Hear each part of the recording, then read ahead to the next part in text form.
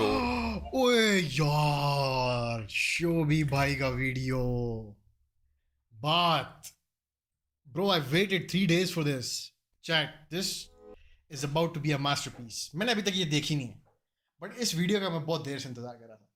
This is a very special video for me. You know why? Because मतलब अरसा दराज हो गया कि मैं कभी किसी की वीडियो के लिए वेट किया हो. समझ रहे हो?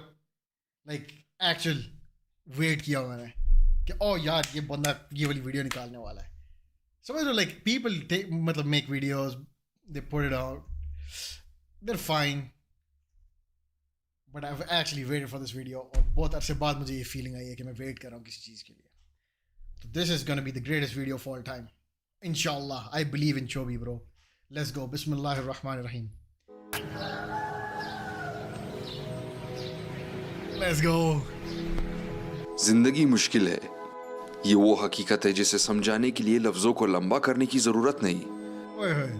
जिंदगी की सबसे बड़ी मुश्किल उसमें अपनी जगह बनाना है और उस जगह की शिकायत किए बगैर उसे कबूल करना और आराम से गुजारना है. इसे गुजारने में सबसे बड़ी मुश्किल चलते हुए ना गिरने की कोशिश करना है. ओए होए.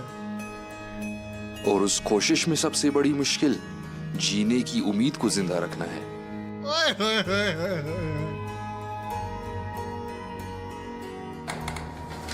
लेकिन कभी कभी उम्मीद भी एक बेकार कागज की तरह होती है जो अगर किसी और के हाथ लग जाए तो कभी ना कभी कूड़ेदान का निशाना भी बन जाती है. जी हाँ, जिंदगी मुश्किल है, लेकिन समझ इस बात की नहीं आती कि जब उम्मीद पूरी तरह से मर जाती है तो ये छोटी सी रोशनी और उम्मीद की एक किरण कहां से आती है. Bro, I got goosebumps.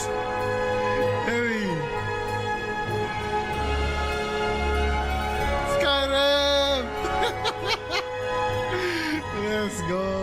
ये किरण बथेस्डा की तरफ से आती है. ओए जी हाँ, जिंदगी खूबसूरत है, बिल्कुल स्काईरिम के पहाड़ियों की तरह, उसके बहते हुए पानी और नदी की तरह, उसके चांद सितारों की तरह, ओए होए. उसके खूबसूरत और प्यारे प्यारे ऑर्क्स की तरह. आज स्काईरिम को कोई 14 साल हो चुके हैं. स्काईरिम रिलीज हुई थी 11 नवंबर 2011 को और तब से इसने लोगों को जीने के लिए एक नई दुनिया दे दी जिसमें जिसका दिल चाहे जादूगरी कर सके, Bro, I जिसका still दिल have चाहे Skyrim. किताबें पढ़ सके, जिसका दिल चाहे केमिस्ट्री या अल्केमी कर सके, जिसका दिल चाहे गारों में घुस के वहां से खजाना ढूंढ सके, जिसका दिल चाहे किसी भी शहर की किसी भी मकान दुकान घर जहां दिल करे घुस सके. अगर चोरी कर आप के सके. अंधेरे में गरीबों के घरों के ताले तोड़कर अंदर घुसने का सोच रहे हैं तो ये आइडिया मैंने आपको नहीं दिया और ना मैं आपको गार्ड से बचाने आऊंगा. जितनी आजादी इस गेम में आपको मिलती है, GTA की कोई गेम इतना देने का सोच भी नहीं सकती. जितने हथियार और बोझ आप इस गेम में अपने बस्ते में उठाते हैं, स्कूल के प्रिंसिपल को कभी इतना तस्वर भी नहीं होगा. जितने मुश्किल और लंबे लंबे टास्क इस गेम में आप करते हैं, आपके ऑफिस के बॉस का सर चकरा जाएगा इसके बारे में जान के. लेकिन उससे पहले आपका सर चकराना जाए ये जान के कि जो कुछ मैंने अब तक आपको बताया ये इस गेम का 2% भी नहीं था जो कुछ आप इस गेम में कर सकते हैं. तो अपनी हकीकी और जालिम जिंदगी को साइड पे रख के यहां आइए, मेरे चैनल का एडवेंचर करके मेरी वीडियोस का खजाना खोजिए.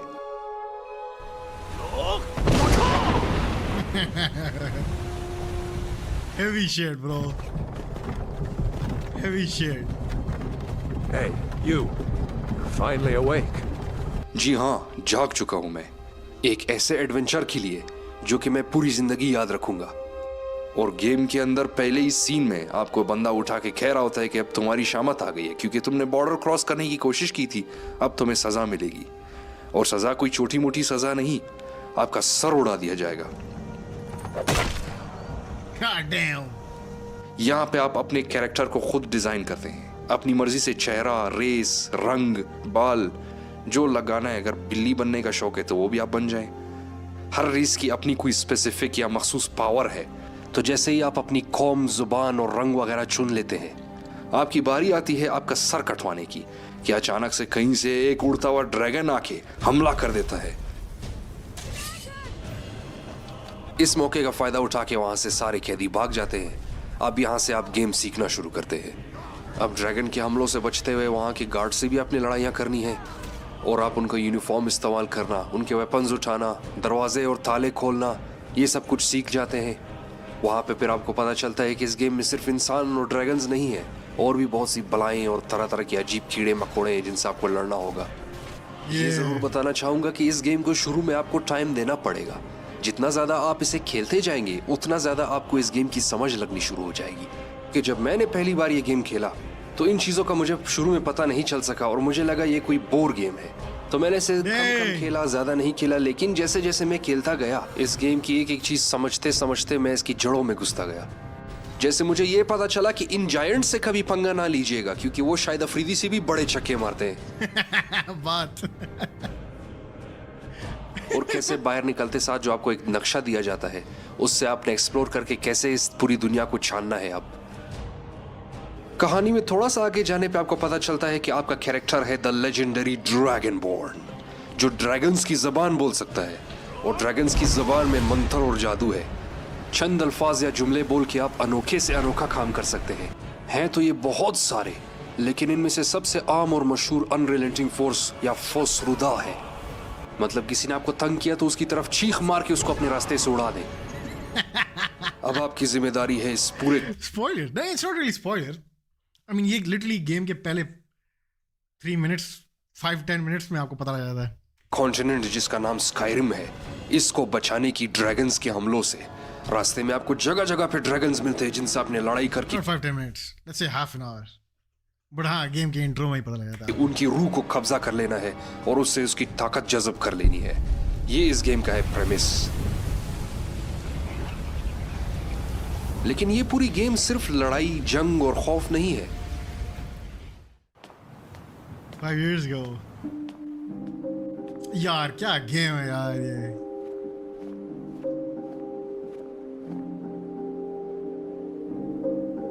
S tier bro, this is real shit है। Like you play Skyrim, सही है, और you just going around, oh bro, एकदम से you realize कि wow, this shit look freaking heavenly bro, थोड़ा crazy है।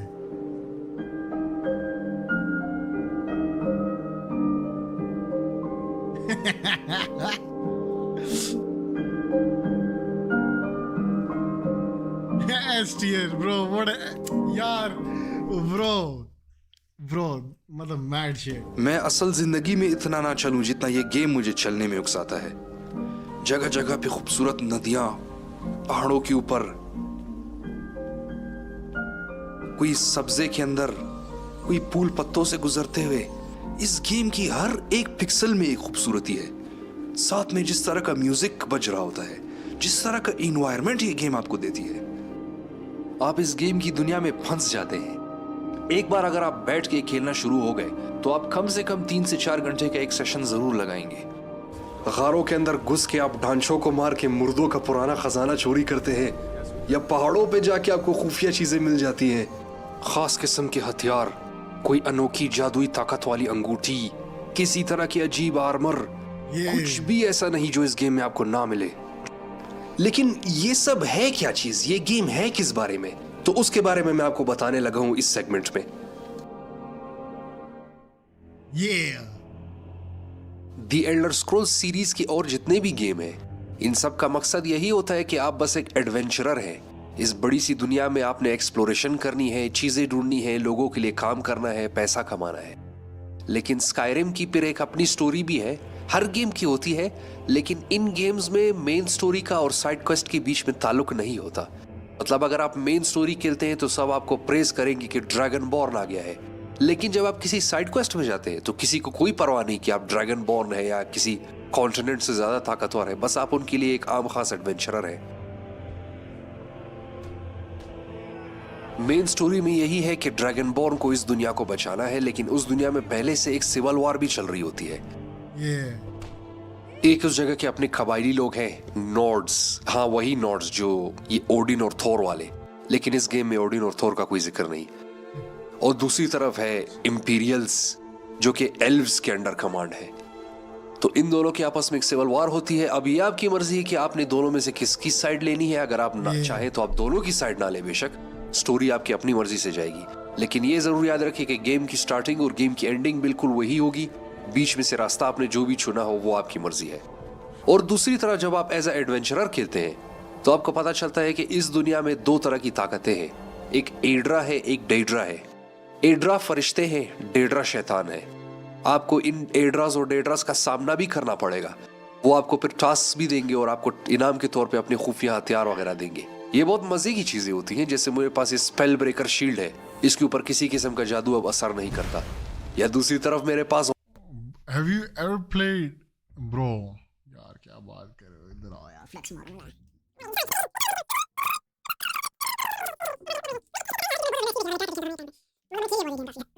I still enjoy it. अभी पढ़िए 20-20 में कभी भी लॉन्च कर लूंगा मैं। ज़ोआबा जैक है। Enjoy ये it. ऐसी जादू की छड़ी है जिसका शायद देने वाले को भी पता नहीं कि ये क्या करता है।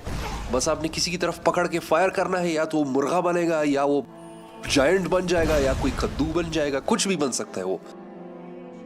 इतने बड़े नक्शे में ये आपको मिलेंगे कैसे? इसकी ट्रिक ऐसी है कि जहां जहां पे आपको किताब मिले, आपने सिर्फ वो किताब खोलना है, और अगर उस किताब के अंदर किसी खुफिया लोकेशन के बारे में कुछ था तो वो लोकेशन सीधा आपके नक्शे में आ जाएगी।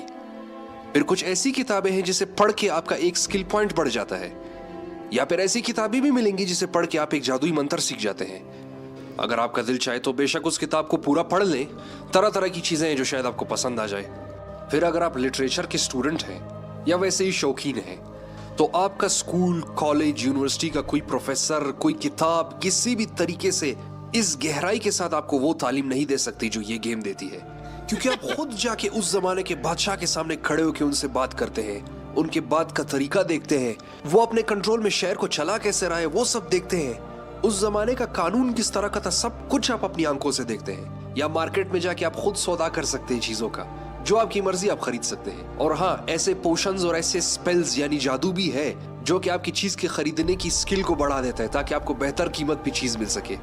अब आप ये पूछेंगे कि मैं बार बार स्किल का नाम ले रहा हूँ। पता है क्या, मेन जो चीज है ना स्काईरिम की, जो मुझे बहुत पसंद है, I don't know if you gonna mention it और नॉट, बट स्काईरिम का जो वर्ल्ड है ना, it feels alive in a sense कि अगर मैं एग्जांपल देता हूं आपको, कि अगर कोई बंदा आपको मिलेगा ना और वो बोलेगा कि यू नो फलाने फलाने शहर तक मेरा ये फलाना काम है, तो ये काम करना है मैंने, सही है, व्हाटएवर जो भी एग्जांपल है, ठीक है, कि किसी बीच को मारना है या फिर ये करना है वो करना है, ठीक है ब्रो। नॉर्मल गेम्स में क्या होगा, यू नो एक ऑटोमेटेड सीक्वेंस होगा, या फिर वो बंदा वहां से गायब हो जाएगा और वहां स्पॉन हो जाएगा। स्काईरिम में वो बंदा चल के वहां तक जाएगा, समझ रहे हो, तो चल के वहां तक जाएगा, एंड बेशक आप फास्ट ट्रैवल भी कर लो, सही है, वो अपनी पेस से चलता हुआ आएगा, लाइक पूरा रास्ता, and you can find him in between कहीं पे भी, and not just one guy, I am talking about the whole world. Enemies का भी यही हिसाब है, सही है, कोई भी ऐसा नहीं है कि ओ बीच में चीजें स्पॉन हो रही हैं, फिर द थिंग्स ऑलरेडी एग्जिस्ट, और समझ रहे हो, अगर आपने एक जगह पे उसको मार दिया, वो दूसरी जगह पे आके एकदम से स्पॉन नहीं हो जाएगा, तो इट फील्स वेरी हाँ, ये स्किल है क्या Alive, cheese? I would say.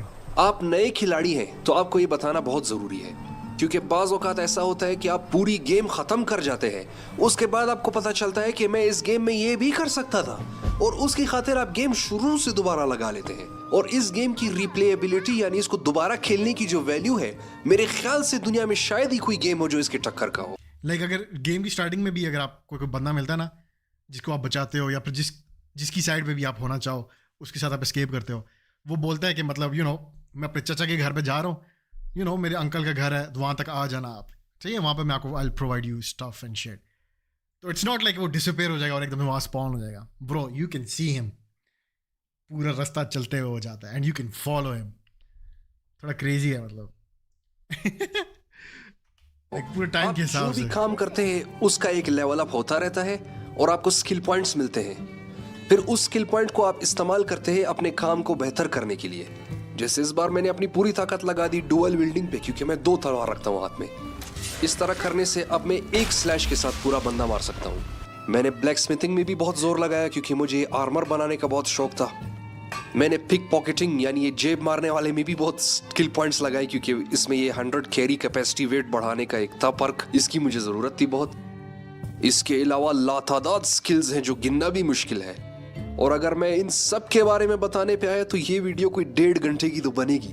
मैं सिर्फ स्किल्स की बात कर रहा हूँ। ये तो मैंने आपको मैजिक जितने सारे हैं इसमें, या ड्रैगनबॉर्न की शाउट पावर जितने सारे हैं इसमें, ये तो मैंने बताया भी नहीं। थोड़ा सा मैं सिर्फ आपको इंचेंटनिंग के बारे में जरूर बताऊंगा कि इस मशीन पे आप अगर कोई जादुई वाली चीज लेके आते हैं उसको डिसइंचेंट करते हैं तो उसका जादू आप सीख जाते हैं और उसको आप अपने किसी भी तलवार या अपनी तीरों के ऊपर चढ़ा सकते हैं। और अगर आपको लगता है कि इस गेम में अभी भी कुछ ऐसा है जो नहीं है, तो फिर ये याद रखें कि ये दुनिया का सबसे ज्यादा मॉड किए जाने वाला गेम है। तो ऐसी कोई चीज है ही नहीं जो इस गेम में ना हो सके। और सिर्फ मॉडिंग नहीं, ये गेम जितनी बार रिलीज हुआ है, कभी लेजेंडरी एडिशन, कभी स्पेशल एडिशन, कभी एनिवर्सरी एडिशन, कभी वेरी वेरी स्पेशल एडिशन, इतने एडिशंस के मीम बन के रह गया ये गेम। कॉम्बैट पर अगर बात करें तो इसका गेम प्ले बहुत सिंपल है। बस तलवार निकाल के सामने वार करें या अपना तीर कमान निकाल के दूर से वार करें, या अगर आपको पसंद है तो जादू से हमला कीजिएगा, या वरना ड्रैगन शाउट्स मार के भी आप बंदे मार सकते हैं, या फिर अपने पास कोई साथी को जादू से बुला ले, वो आपके लिए काम कर देगा। स्टेमिना वाला एक गिमिक है, लेकिन ये डार्क सोल्स की तरह इतना खास नहीं है, इससे कोई फर्क नहीं पड़ता।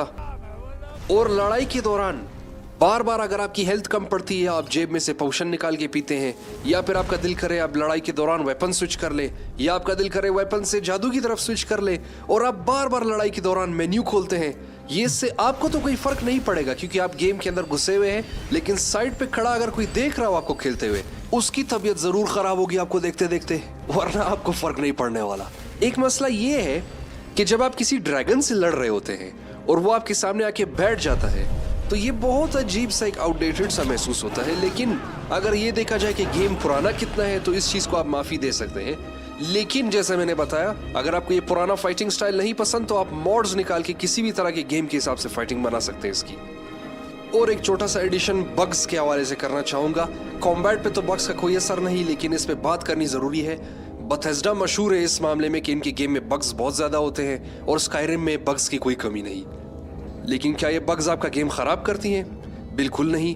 एक आध बग मुझे याद है एक मिशन के दौरान आया था और उसका मैंने फिक्स यूट्यूब पे निकाला था, वरना उसके अलावा ये जो आप 100 से 150 घंटे की ये गेम खेलेंगे, इसमें ज्यादा आपको तंग नहीं करेगा कोई बग। यस, मैं बोलने लगा था। I was like bro, music की अभी तक बात नहीं की। वैसे तो हर गेम की वीडियो में म्यूजिक मेरा आखिरी टॉपिक होता है, वो भी इसलिए क्योंकि जैसे केक के ऊपर चेरी डाली जाती है उसको अच्छा दिखाने के लिए, तो वैसे ही मैं अपनी वीडियो को थोड़ा सा एक्स्ट्रा डिटेल देने की खातिर म्यूजिक पे भी बात कर जाता हूं।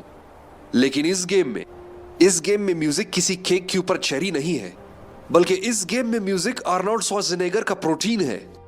ये म्यूजिक ऐसा नहीं कि एक बंदा कंप्यूटर पे खड़े होकर 4-5 वेवलेंथ्स इधर उधर करके एक अच्छा ट्रैक बना देता है। ये म्यूजिक बनाने के लिए पूरी पूरी सिम्फनीज लाई गई है।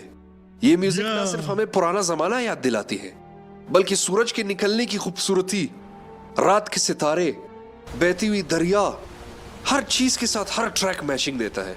फार होराइजन्स इसके सबसे मशहूर ट्रैक में से एक है। या गूज़बम्प्स।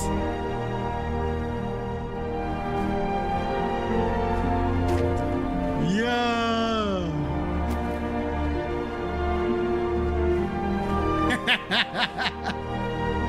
yes sir।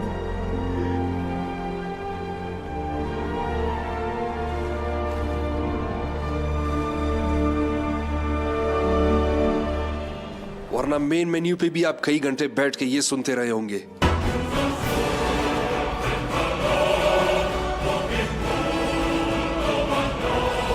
शिकायत थोड़ी सी मेरी कॉम्बैट म्यूजिक के साथ है, क्योंकि जब भी आप जंग पे होते हैं, म्यूजिक कहीं से भी आपका खून नहीं उबालता कि जाके लड़ो, बल्कि सारे म्यूजिक ट्रैक जो भी जंग के दौरान चलते हैं, वो ऐसे महसूस होते हैं जैसे गेम बताना चाह रही है कि आप मुसीबत में हो।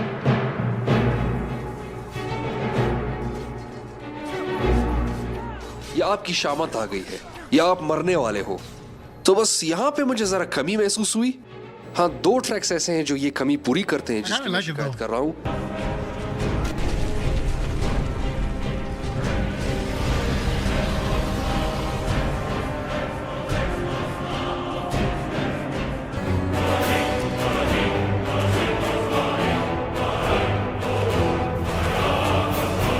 लेकिन 2 काफी नहीं है मेरे ख्याल से।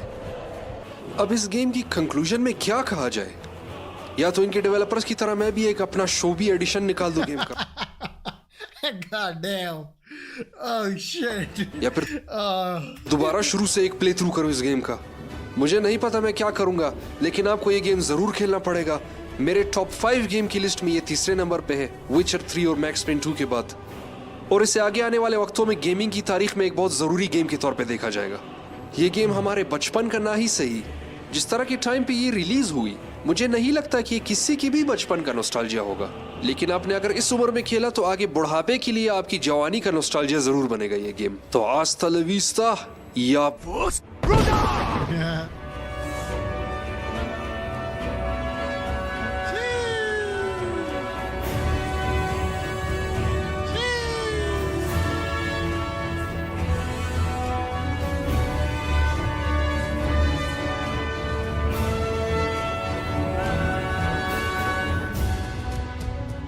Good shit.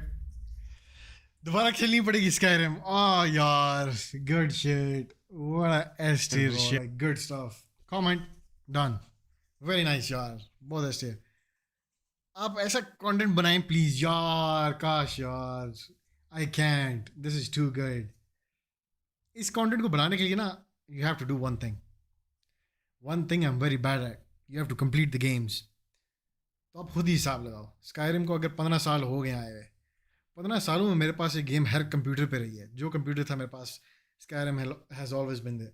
मैंने फिर भी ख़त्म नहीं की, समझ लो। ये थोड़ा सा इशू है मेरे साथ। हाँ, कमाल स्टोरी टेलिंग, ये मतलब बीच बीच में वही वाली बात है। I think he missed a few things, एक दो वही कि मतलब वर्ल्ड कितना लाइवली है। And you can also get married, bro. How can you forget? Shobi, how can you forget? You can get married to freaking like 5 women